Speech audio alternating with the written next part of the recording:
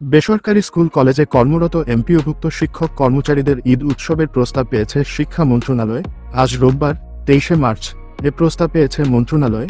এ প্রস্তাব শিক্ষা উপদেষ্টার অনুমোদনের পর জিও জারি করা হবে বলে জানা গেছে। আমাদের চ্যানেলে আপনাকে স্বাগতম। ভিডিও জুড়ে আমি মোহাম্মদ মইনুর রশিদ আছি আপনাদের সাথে। চলুন শুরু করা যাক।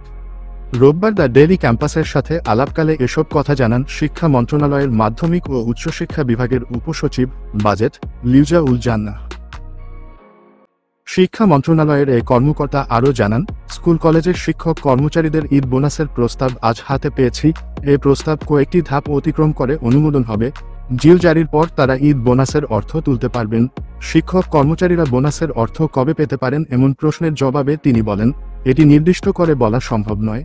দ্রুত সময়ের মধ্যে তারা যেন বোনাসের অর্থ পায় সেই চেষ্টা করছে। প্রাথমিকভাবে বেসরকারি এমপিওভুক্ত স্কুল কলেজের 209 জন শিক্ষক কর্মচারীর অক্টোবর মাসের এমপিও ইএফটিতে ছাড় হয়।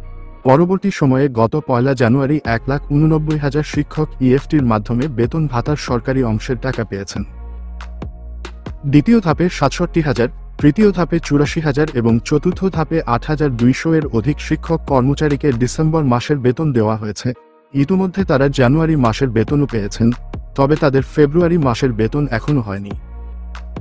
অন্যদিকে পঞ্চম ধাপে প্রায় 16,500 শিক্ষক কর্মচারী এখনও ডিসেম্বর মাসের বেতন পাননি। চলতি সপ্তাহে তারা বেতন পেতে যাচ্ছেন।